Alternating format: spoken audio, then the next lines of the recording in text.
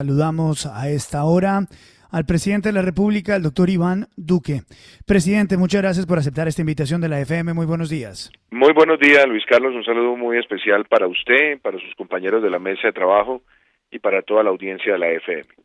Presidente, ¿qué pasa en Cali? ¿Qué está pasando en Cali? ¿Qué está pasando en el sur del país?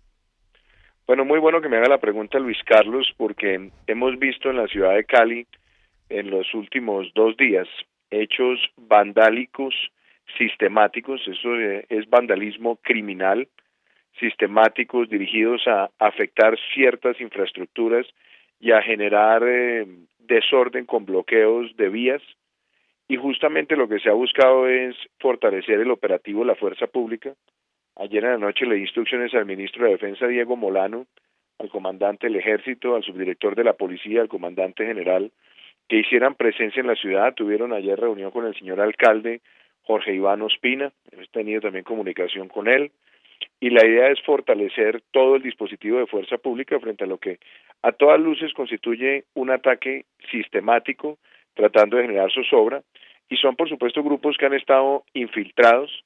Y la instrucción es muy clara, no solamente garantizar el orden y la protección de la ciudadanía, sino también desmantelar esas estructuras criminales que han estado detrás de estos hechos.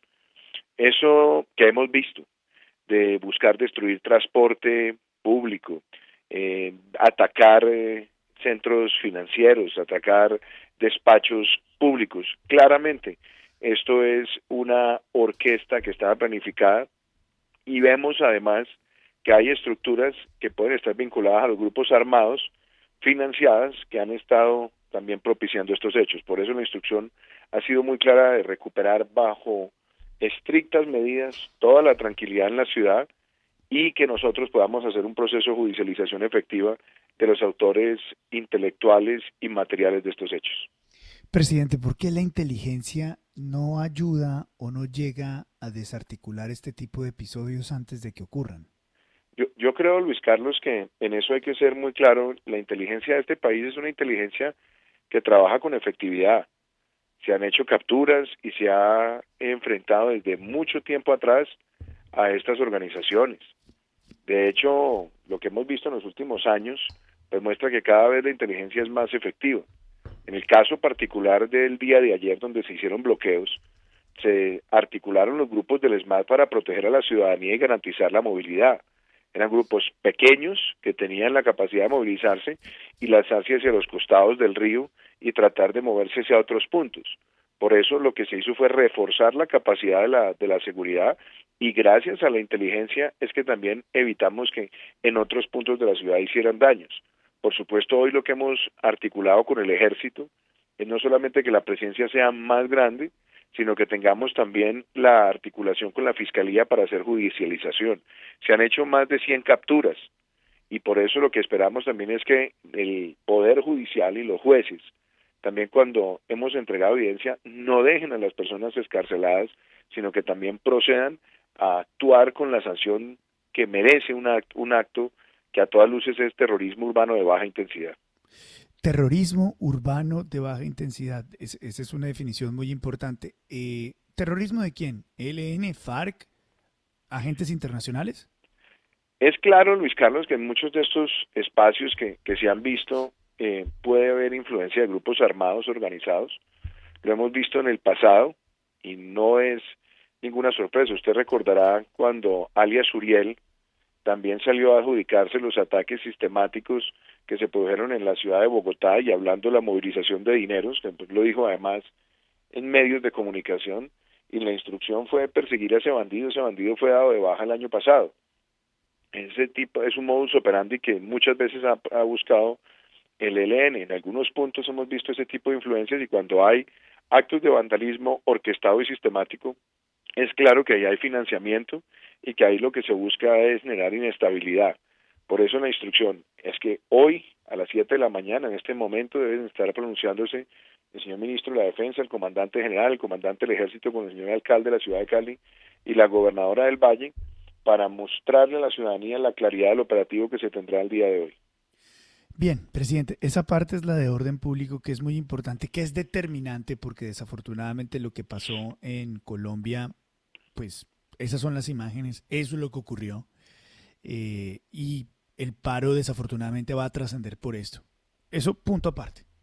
Punto número dos, que es importante en esta conversación y es el centro de esta entrevista, presidente, es la reforma tributaria. Porque, digamos, la gente que salió legítimamente, sumada a las críticas que ha habido en los medios de comunicación, sumado también a las posturas que han tenido los políticos y los partidos políticos, es de un rechazo absoluto a esta reforma tributaria.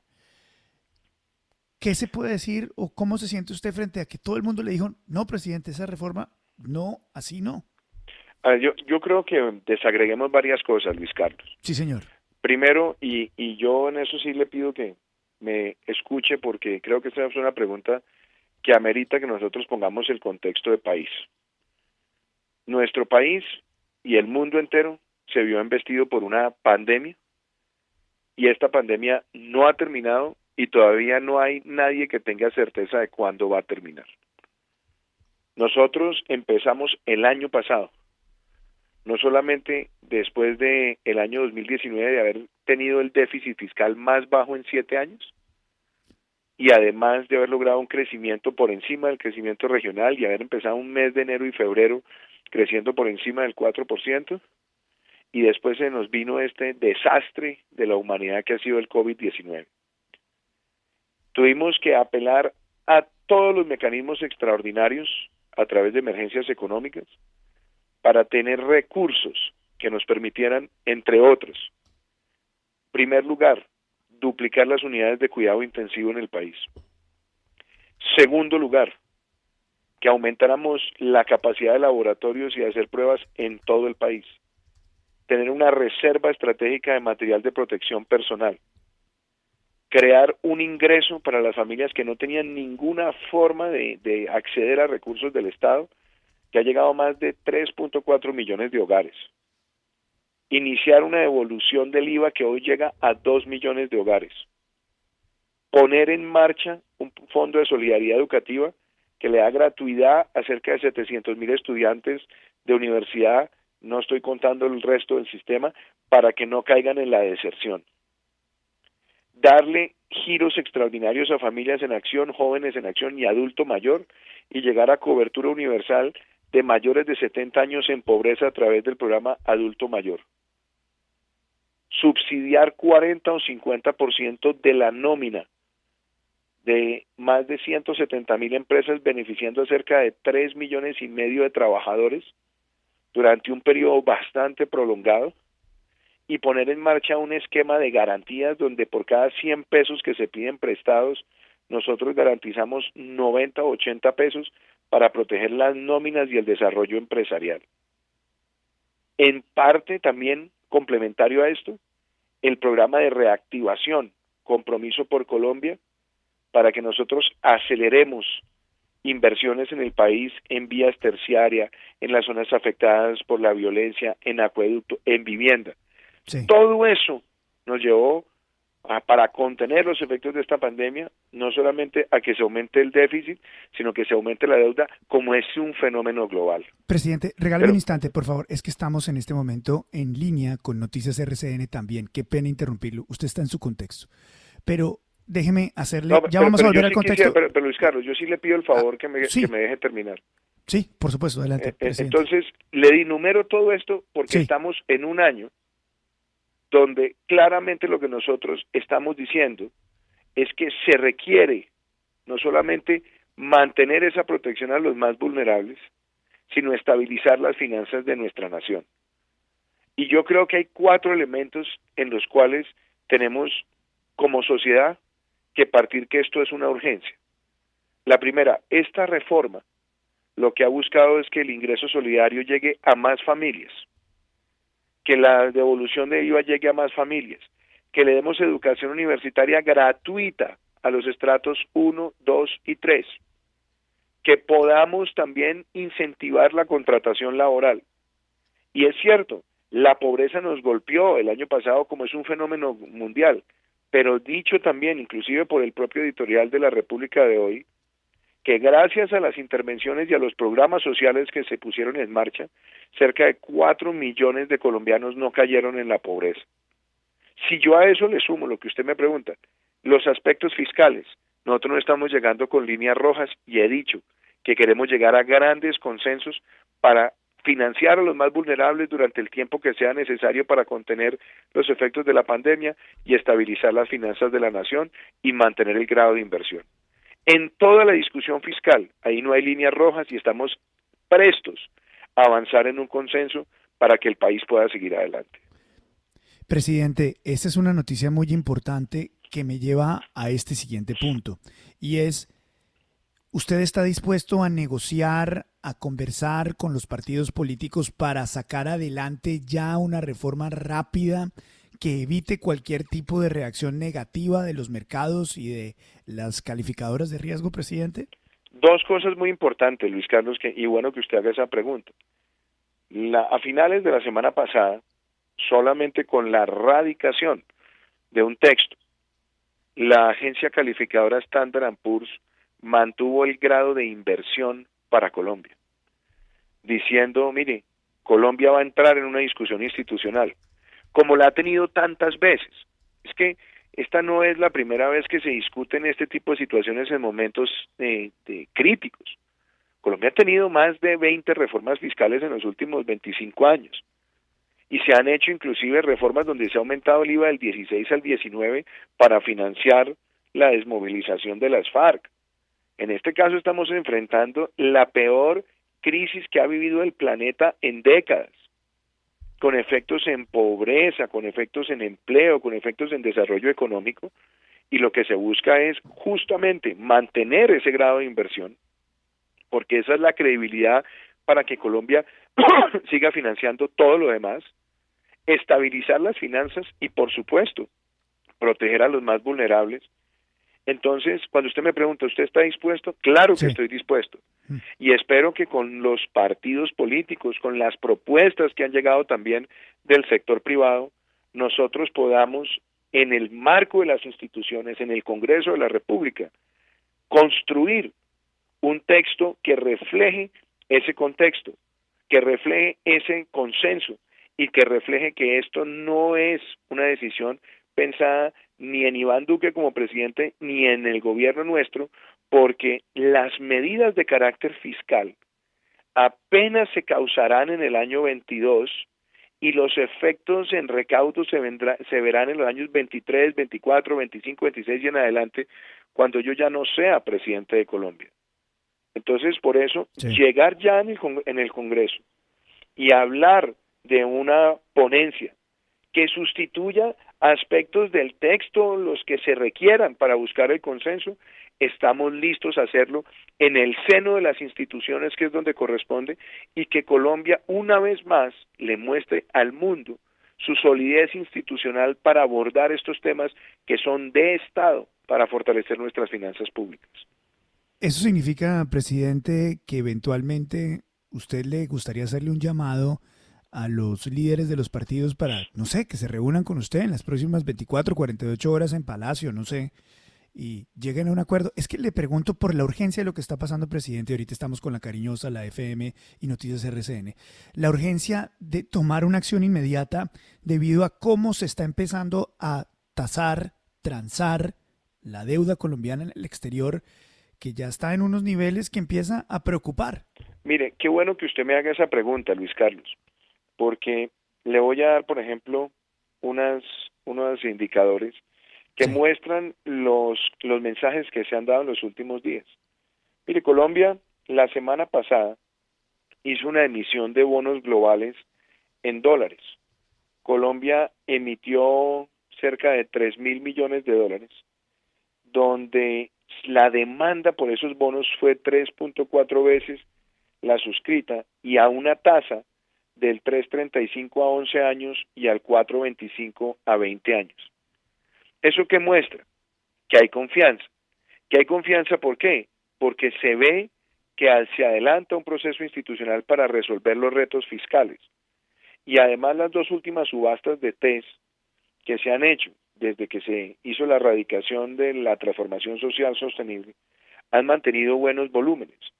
Entonces, por eso, el mensaje que tenemos que dar es justamente que en el seno de las instituciones podemos ponernos de acuerdo y sustituir todo lo que se requiera para que ese consenso nos permita tener esa reforma que garantice la protección de los pobres, que garantice la estabilidad de las finanzas y el grado de inversión. Y si me permite decir algo, Señor. en el punto más importante del entorno de pobreza, Luis Carlos, esta es una medida que lo que busca es que el 50% de la población de Colombia más pobre aumente sus ingresos durante una situación de incertidumbre que no sabemos cuándo va a terminar, porque estamos todos los países avanzando en vacunación masiva, pero fíjense que hasta los países que fabrican las vacunas están pasando por situaciones prácticamente dantescas, como es el caso de India o como la situación que se vio en Bélgica en las últimas horas. Entonces, tenemos que avanzar en vacunación, tenemos que avanzar en reactivación, pero claramente, como este proceso de luchar contra el COVID puede durar más de 2 o 3 años, pues necesitamos estabilizar nuestras finanzas para enfrentar este fenómeno. Y algo que a mí me preocupa es que ya el Fondo Monetario Internacional ha dicho que el promedio de deuda sobre PIB este año va a llegar al 99%, y eso anticipa que en los próximos años se vendrá una crisis de deuda en muchos países emergentes, una lucha por recursos como la que hemos visto por vacunas y por ventiladores, y la única manera que un país puede estar vacunado frente a ese fenómeno es manteniendo su grado de inversión, estabilizando las finanzas y por supuesto conteniendo la pobreza. La continuidad de estas medidas sociales, como lo dice una vez más el propio editorial de la República del día de hoy, es para que en Colombia podamos recuperar los niveles prepandemia en cuestión de 12, 13 o 14 meses rápidamente con estas ayudas a los más vulnerables. Estamos en este momento en transmisión precisamente con la República, Noticias RCN, La Cariñosa y la FM. Presidente, las críticas que se le hicieron a usted y a esta reforma, subrayando lo importante de la necesidad de la búsqueda de un consenso inmediato para no afectar las finanzas nacionales. Eso a un lado. Es que esta reforma golpeaba severamente el bolsillo de la clase media y de la clase baja colombiana. Por eso salió la gente a protestar. ¿Usted cómo responde eso? ¿O se equivocaron en la comunicación, presidente? Mire, sobre eso yo creo que ha habido también desinformación, Luis Carlos, y le explico por qué. ¿Que golpea a las clases bajas? De ninguna manera.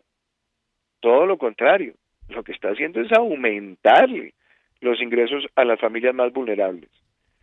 Los programas hoy existen.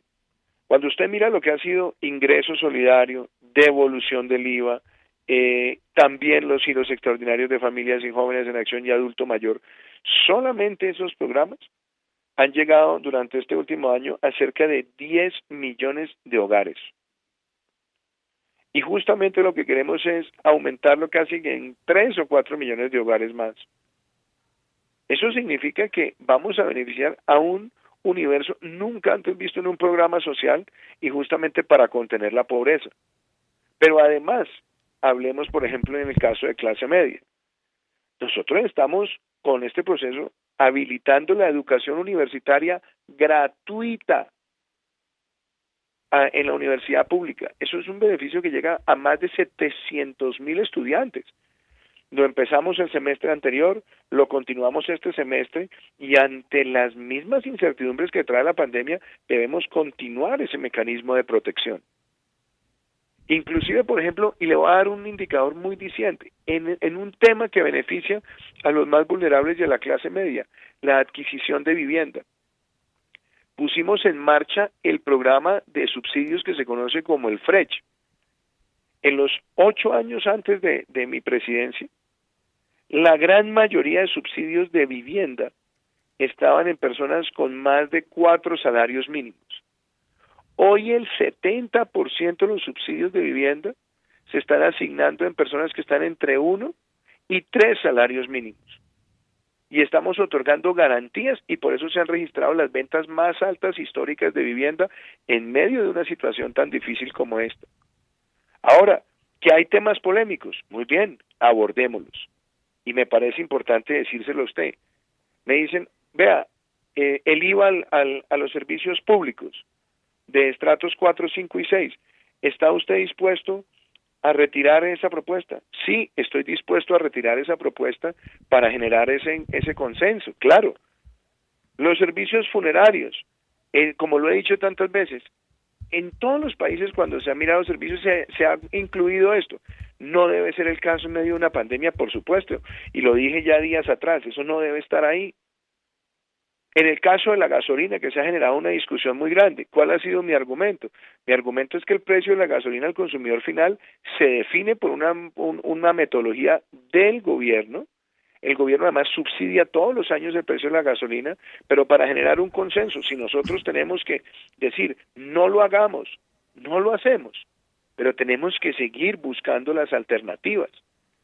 En esa discusión, porque eso digo que aquí no llegamos con líneas rojas, y que tenemos que buscar en el seno de las instituciones ese consenso, estamos listos a avanzar, Luis Carlos. Y en un tema, por ejemplo, que ha generado también controversia, hemos dicho, en materia del IVA, nosotros sacamos los alimentos. Cuando dijeron que se iban a subir productos del 5 al 19, dijimos, dejémoslos, el café, el azúcar, el chocolate, dejémoslos ahí.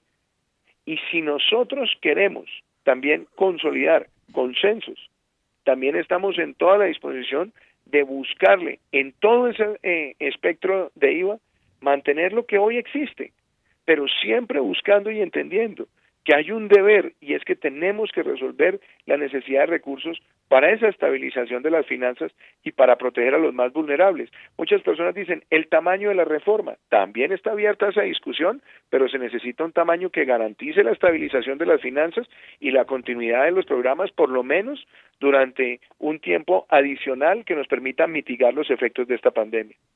Entonces, quiero que ese mensaje quede muy claro. Señor presidente, lo saluda Fernando Quijano. Usted en esta Doctor Quijano, muy mañana buenos días. Buenos días, señor presidente. Usted esta mañana ha mencionado en varias oportunidades la palabra consenso. El gobierno llama a un consenso para sacar adelante una reforma tributaria, pues podría llamarse express, light, deslactosada, lo que sea. O sea, una reforma tributaria más liviana. ¿Cuáles son esos inamovibles de la reforma tributaria que usted presentó, dado que pues la pobreza, la pandemia disparó la pobreza, usted lo ha argumentado, el DANE lo presentó ayer con unas cifras dramáticas, y los bonos, los papeles oficiales de nuestro Estado están siendo atacados por los mercados? ¿Cuáles son esos mínimos para lograr ese consenso? A ver, yo creo que hay tres cosas que me gustaría mencionarle, doctor Quijano. La primera es que uno no puede abordar estas discusiones con inamovibles. Estas discusiones no se pueden abordar con líneas rojas. Yo nunca he sido persona de líneas rojas.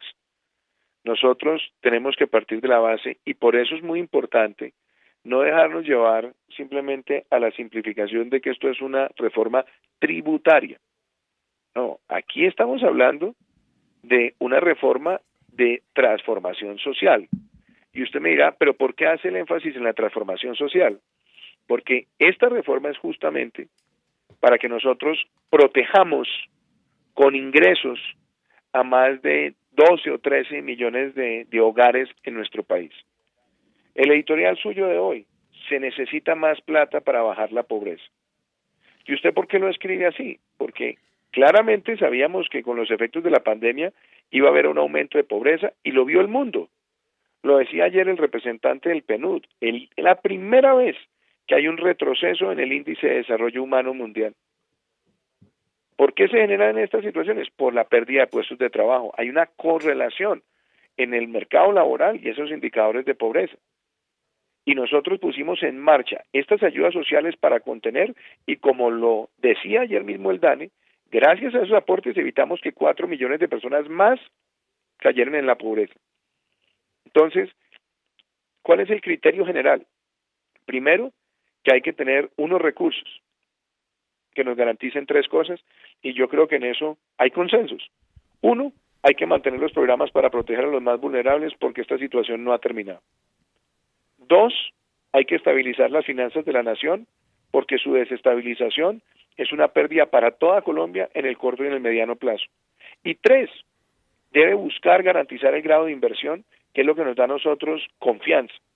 Porque una pérdida de grado de inversión, ¿qué es lo que trae? Aumento del endeudamiento para el gobierno, para los departamentos, para las ciudades, para las empresas, y por supuesto se traslada también al costo de financiamiento del ciudadano, hace que fondos que hoy ven a Colombia como un lugar atractivo deje de serlo. Entonces ahí hay tres consensos. Y ya la pregunta es, ¿cuál es el tamaño? ¿Y cuál es la combinación de medidas que se puede adoptar? Perfecto, estamos abiertos a ese proceso para que hagamos la ponencia, una ponencia sustitutiva que recoja los aportes, y he visto aportes muy importantes de todos los partidos, y he visto aportes importantes del sector privado, del Consejo Gremial, de la ANDI, de otros sectores, de centros de pensamiento, y construyámoslo para que nosotros saquemos el país adelante. Pensar que vamos nosotros a transitar durante toda esta tempestad del COVID-19, que como digo, nadie tiene hoy certeza de cuándo va a terminar, sencillamente gastando y sin fuentes, eso es imposible. Y esa es la discusión que está teniendo hoy Estados Unidos, la que está teniendo España, la que está teniendo Francia, la que están teniendo distintos lugares. Por eso, hacer esto hoy es de responsabilidad. Muchas personas me dijeron, pero déjenle ese chicharrón al que venga. No, porque si nosotros hoy somos irresponsables, el costo más adelante será aún mayor y más doloroso para el país. Que esto le trae impopularidad, que esto le trae ataques, que eso genera molestias. Claro que yo soy consciente de eso, pero por eso es muy importante también la pedagogía de mostrarle a la ciudadanía que las medidas sociales, muchos dijeron, queremos matrícula cero hace unos años, aquí la estamos ya, hoy ya existe para 700,000 estudiantes a través del Fondo de Solidaridad y queremos hacerla permanente. Hablábamos muchos de la renta básica. Si usted lee la definición del ingreso solidario en el mismo proyecto, es una definición que es una renta básica. Que algunos quieren más, que a otros les parece que debería ser el doble, el triple, perfecto, pero debe estar soportada en algún ingreso. Y si dijeron que necesitamos proteger el empleo formal, que eso es uno de los grandes llamados de las micros y pequeñas empresas, ahí está a través del PAEF. Y cuando dicen necesitamos incentivos para la generación de nuevos puestos de trabajo, ahí también está. Entonces yo creo que es un punto muy importante en nuestra historia donde tenemos que ponernos de acuerdo en los usos y las fuentes para esos tres propósitos: proteger a los más vulnerables, estabilizar las finanzas de la nación y garantizar nuestro grado de inversión. Señor presidente, ayer nos llegó un cable de una de las agencias de información económica que se titulaba, comillas, Colombia ya no es grado de inversión, puntos suspensivos, al menos para los traders. ¿Cómo frenar esta tendencia en los mercados? ¿Cómo enviar un mensaje de optimismo, y más que de optimismo, de que se van a hacer cosas concretas? Bueno, yo creo, de nuevo, doctor Quijano, que uno puede controvertir algunos de los puntos de ese artículo. Yo lo que creo es que hay unos mensajes que son positivos. Primero, que Colombia la semana pasada, a través de la calificadora Standard & Poor's, mantuvo su grado de inversión. Yo creo que eso es positivo.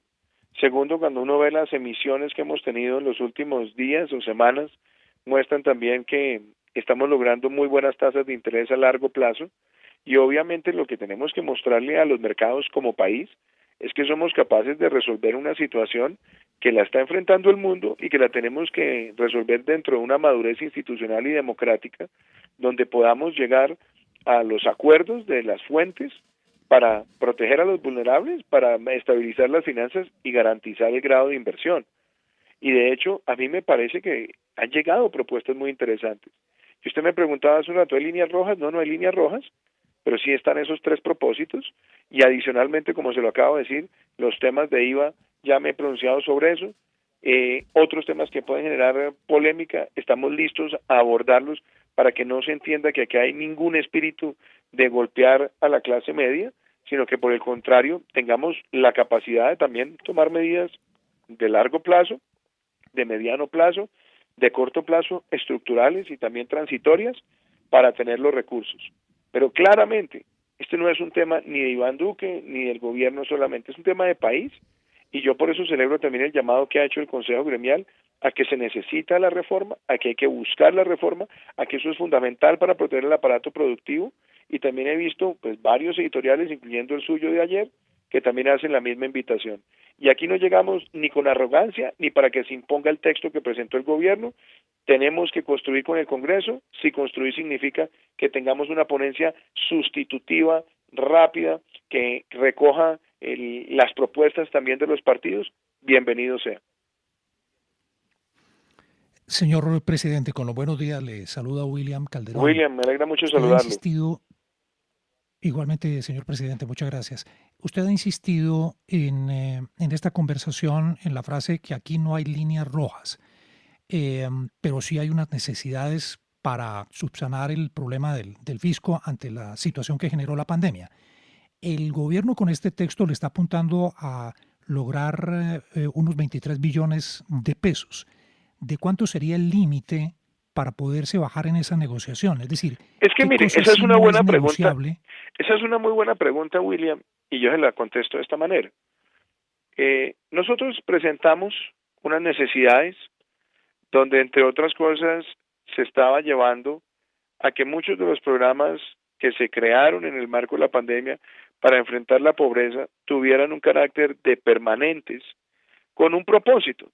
La permanencia de estas medidas podría llevar a que en menos de 3 años Colombia eliminara la pobreza extrema. Si nosotros empezamos a reducir el tamaño de la reforma y asumimos que se necesitan estos programas, pero la opinión del Congreso es que no sean de carácter permanente, pues eso tiene una incidencia también sobre el tamaño de la reforma. Entonces, si uno hace estos programas transitorios, no sé, hasta finales del 23 o a finales del 22, porque sabemos que este año se requieren y que el año entrante se requieren, pues claramente eso incide sobre el tamaño de la reforma. La pregunta es, ¿vale la pena considerar cuánto puede durar el fenómeno que está viviendo el mundo hoy del COVID-19, sobre todo cuando aparecen nuevas cepas y linajes que, si bien pueden ser más contagiosos, no necesariamente más letales, o inclusive algunos pueden llegar a serle más letales? ¿Esto qué implicación tiene? Pues por supuesto que va a tener implicaciones sociales en las medidas que se tengan que adoptar para controlar momentos de gran exacerbación de contagios. Y esos momentos tan difíciles siempre requieren que haya un apoyo económico a los más vulnerables, justamente para que no tengamos retrocesos mayores en materia de pobreza. Ayer vimos los datos del DANE, claro, eran datos que, digamos, a nosotros no nos sorprenden porque sabíamos que los efectos que traería la pandemia serían grandes, pero por eso pusimos los programas sociales para contener una embestida mayor. Y pasamos, sí, del 37 al 42, pero si no se hubieran aplicado las medidas sociales, tal vez hubiéramos llegado al 50. Entonces, hoy que tenemos estas medidas y el propio PNUD dice de mantenerse estas ayudas sociales en cuestión de un año, podemos estar prácticamente en niveles prepandemia, y si se mantienen en el tiempo, pueden llevar a la eliminación de la pobreza extrema. Entonces, la discusión en el Congreso sobre el tamaño, ese tamaño está relacionado también sobre la decisión que se adopte de la permanencia de estos programas sociales. Señor presidente, le pregunta Santiago Ángel, su partido ha dicho que se debe ampliar el impuesto de las pensiones que propuso la reforma tributaria de más de 7 millones de pesos a 14 millones, pero La República y otros medios han aclarado que esas pensiones de más de 7 millones de pesos que resultarían gravadas con la reforma son solamente 40.000. ¿Hay populismo también en la discusión de la tributaria desde el Centro Democrático?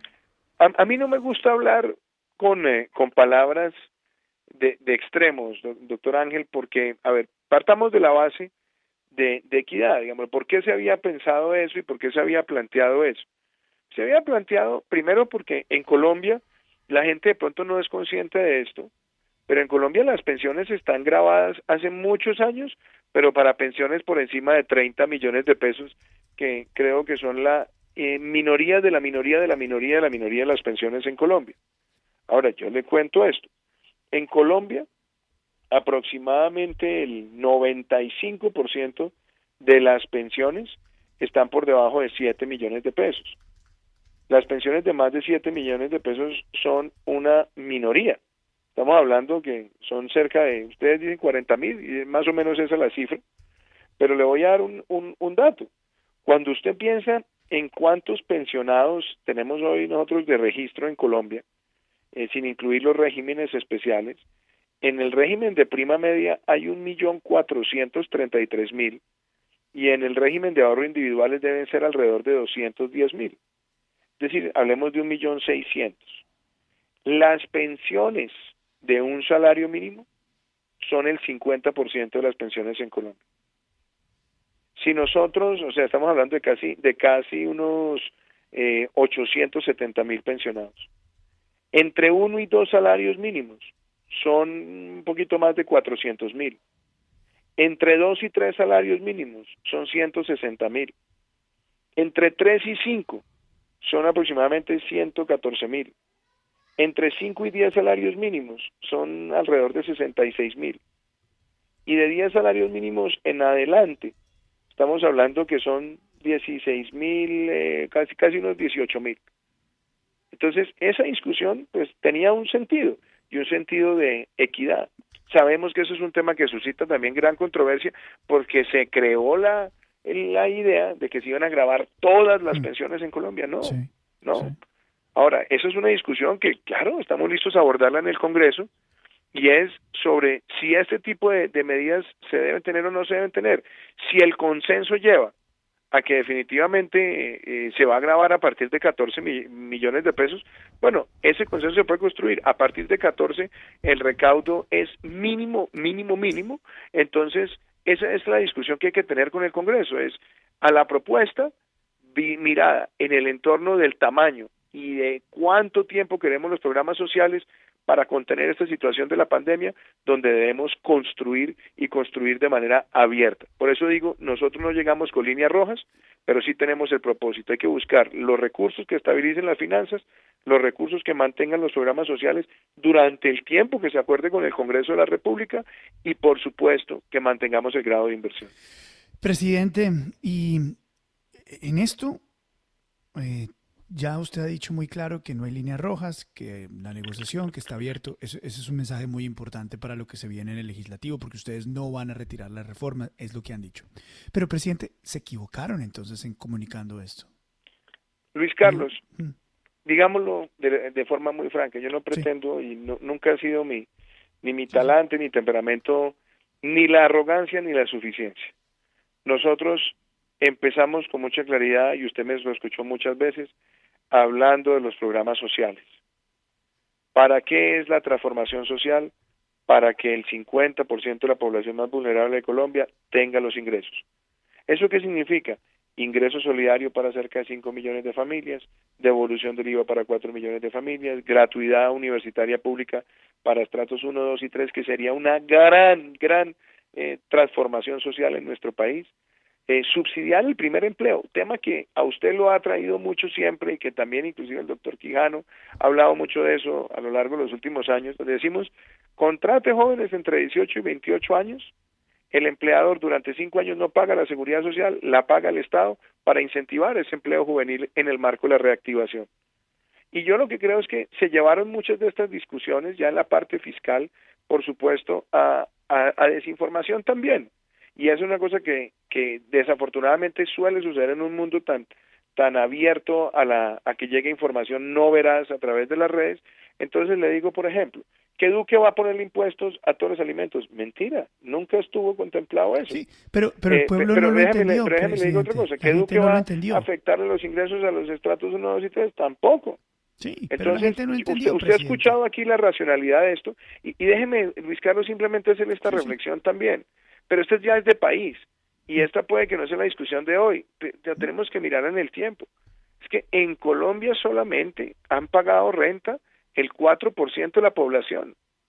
Y puede que nosotros no hablemos de esa discusión ahorita, puede que esa discusión se aborde más adelante, pero lo cierto es que para las necesidades que tiene nuestro país y las que va a tener futuras, esa es una discusión que vale la pena tenerla sobre la mesa, con responsabilidad y con un sentido de futuro. Presidente, el expresidente Álvaro Uribe en estos micrófonos también dijo que ustedes no los escucharon a ellos en el Centro Democrático cuando les dijeron, hombre, esa reforma no debe estar así, tienen que cambiarla. Luis Carlos, mire, yo no voy a entrar en una controversia, entre otras cosas, porque al expresidente Uribe yo le tengo todo el aprecio, valoro profundamente siempre su voluntad de aportar, de brindar ideas. Yo no voy a entrar en esa controversia. Nosotros hicimos un ejercicio de escuchar a muchas personas, de escuchar a muchos partidos y tratar de presentar una iniciativa que fuera clara en los propósitos de proteger al 50% de la población más pobre de Colombia. Una propuesta para darle gratuidad universitaria pública a los estratos 1, 2 y 3. Y que más de 10 millones de hogares tengan esa transferencia económica para mitigar la pobreza, generar los incentivos del primer empleo, proteger a la micro y pequeña empresa y tratar de buscar una distribución que fuera equitativa, solidaria y que hiciera transformaciones en el sistema de ingresos del país. Se ha generado una controversia en muchos temas, desafortunadamente sí, y desafortunadamente a veces avanza más rápida la velocidad de la desinformación que la capacidad pedagógica que se pueda tener desde el Estado. Pero vuelvo y le digo, llegamos a esta discusión y es lo que me parece importante hoy, es a construir, sin líneas rojas, a buscar esos consensos en el seno de las instituciones. Nosotros presentamos un texto y afortunadamente el proceso legislativo contempla que cuando se elaboran las ponencias se pueden hacer todas las modificaciones estructurales necesarias para que salga la reforma a través de una ponencia sustitutiva que recoja el consenso y los aportes no solamente de los partidos políticos, sino de todos los sectores económicos. Y como lo he dicho, salir adelante con esto debe ser una victoria colectiva, no es individual, no es partidista, no es electoral. Es poder nosotros proteger a los más vulnerables durante el tiempo que se logre concertar con el Congreso, estabilizar las finanzas de nuestra nación y mantener el grado de inversión. Presidente, y entendido, el mensaje está clarísimo, el de las líneas rojas. No hay líneas rojas, todo es negociable, de eso se trata. ¿Y por qué de una vez no se acepta lo que están proponiendo algunos empresarios del país, que es retirar o suspender las gabelas tributarias que se obtuvieron durante la primera reforma tributaria y arrancar de ahí, arrancar de ese punto para quitarle la carga a la clase media, a la gente más pobre, etcétera, Mire, etcétera? qué bueno que usted me haga esa pregunta, Luis Carlos, entre otras cosas porque la palabra gabela, y lo digo muy respetuosamente, yo creo que no tiene asidero en este caso y se la explico por la siguiente razón. Sí. Cuando usted me entrevistó muchas veces como candidato a la presidencia, yo le dije a usted en sus micrófonos, le dije, Luis Carlos, Colombia necesita bajarle la carga a la micro, pequeña, mediana y gran empresa con 3 propósitos: aumentar inversión, aumentar crecimiento y aumentar recaudo. Yo recuerdo todos los ataques que me hicieron muchos contradictores con eso, pero nosotros recibimos una economía en el 2018 creciendo al 1.7 y a finales del 19 estaba creciendo al 3.4. Recibimos una economía con un déficit fiscal del 3.6 y básicamente estaba empezando el año 2020, finales del 19, en el 2%. El menor déficit fiscal en 8 años y el primer superávit fiscal primario desde que existe la regla fiscal. Y además aumentamos el recaudo en un 10%, que fue muy importante, y estábamos viendo un dinamismo y una recuperación del empleo formal. Entonces, ante eso, pues vimos los efectos que esto tenía. Vino la pandemia, y esencialmente lo que nosotros habíamos hecho, que era ir en una reducción gradual de la tasa nominal de renta corporativa, y adicionalmente permitir el descuento del 100% del IVA de los bienes de capital, y adicionalmente poder hacer la deducción del ICA, esas medidas bajaron notoriamente la carga tributaria para generar más inversión y más crecimiento. Hoy hemos visto propuestas que han llegado del Consejo Gremial, el doctor Julián Domínguez, el doctor Bruce McMaster, presidente de la ANDI y otros gremios, donde dicen, vea, estamos dispuestos a que se suspenda transitoriamente esa ruta de desmonte de estas herramientas. Y yo creo, primero, que es un buen mensaje de parte del empresariado, decir, queremos aportar, y 2, que también contribuye a buscar fuentes para atender esta situación. Y una de las cosas que le puedo decir desde ya es que estamos teniendo en cuenta no solamente esas propuestas, sino que además muchas de ellas han sido enriquecidas con los aportes de los partidos políticos, y yo creo que con ese espíritu constructivo es que tenemos que sacar la ponencia sustitutiva que nos permita a nosotros avanzar en la reforma. Profesor Quijano, tiene Sí, pregunta. sí, señor presidente, una cosa bien importante y que uno escucha a los empresarios permanentemente y es el tema de si se quedan cortos con la enajenación de activos que hoy tiene en manos el Estado. La venta de ISA a Ecopetrol pues es una jugada que nos puede ahorrar parte de la reforma tributaria. Esos activos de la Sociedad de Activos Especiales de la Sí, SAE, sobre eso ¿por es qué bien este tema importante. no se avanza? Mire, sobre eso es muy importante, doctor Quijano, y me parece también muy pertinente su pregunta, porque en el caso de la enajenación de activos, todos los años el gobierno hace un listado y lo presenta al Congreso de todos sus activos.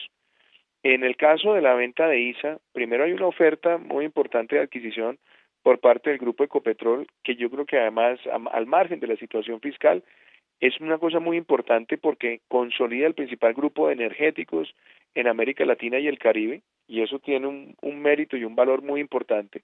En segundo lugar, de darse esa transacción ya está en el plan financiero, es decir, ya el plan financiero del año 2021 contempla esa posibilidad, pero usted menciona el tema de la sociedad de activos especiales.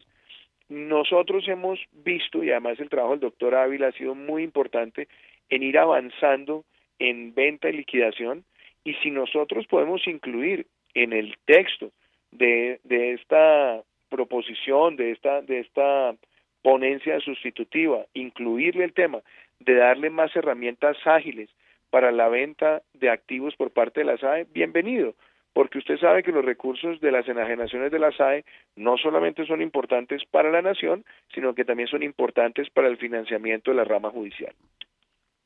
Presidente, es tendencia en toda Colombia nuestro tema del día esta mañana. A Duque le pregunto.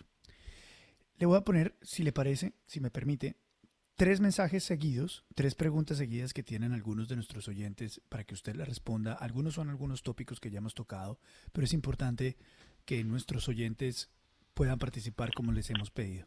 ¿Le parece bien, presidente? Adelante, Luis Carlos. Tres preguntas entonces. Buenos días, señores de la FM. Mi pregunta para el presidente sería ¿por qué la reforma tributaria no toca los salarios de los congresistas? No es una reducción a los congresistas para empezar dando ejemplo. Esa es pregunta una. Pongamos las dos seguidas, por favor, para que el presidente pueda responder a las tres. Buenos días, señores de la FM. A Duque le pregunto si la reforma va a pasar como la sacaron al principio o la van a modificar. Gracias. Luis Carlos, buenos días. ¿Por qué no concentrar la reforma tributaria solo en personas que tengan salarios o ingresos por encima de 20 millones de pesos y patrimonios superiores a 5.000 millones de pesos, o personas naturales y jurídicas? Son tres personas de las muchas que nos han mandado mensajes esta mañana, presidente. Bueno, yo creo, Luis Carlos, que son tres preguntas muy buenas y agradezco además a los oyentes su formulación. Entonces, primero, salarios de los congresistas. Si usted recuerda, el año pasado, cuando estábamos en la segunda emergencia económica, nosotros creamos el impuesto solidario. Ese impuesto solidario tenía que los que ganábamos más de 10 millones de pesos tendríamos una contribución del 10% de nuestros ingresos durante un periodo de aproximadamente 4 meses, y obviamente lo que se buscaba también en eso es que fuera deducible de renta del año siguiente. Usted recordará que la discusión se generó porque nosotros lo presentamos solamente para servidores públicos.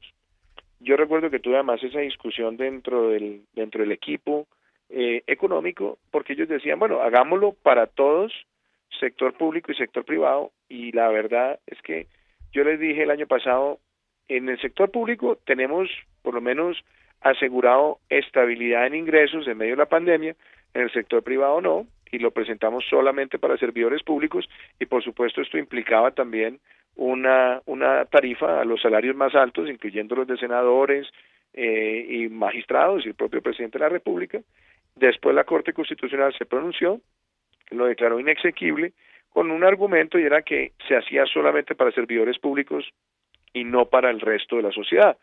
Nosotros hemos planteado en la propuesta nuestra, que está abierta a la discusión con los ponentes, que se creara el impuesto solidario para todos los que ganamos más de 10 millones de pesos durante el segundo semestre de este año, pero deducible de renta en el año 2022, y pues esa propuesta, digamos, lo está, y esa propuesta también busca, obviamente, poner una tarifa y es progresiva, entonces quienes ganen más de 20 millones, sin lugar a dudas, van a pagar más en estas materias, entonces eso, digámoslo, está contemplado.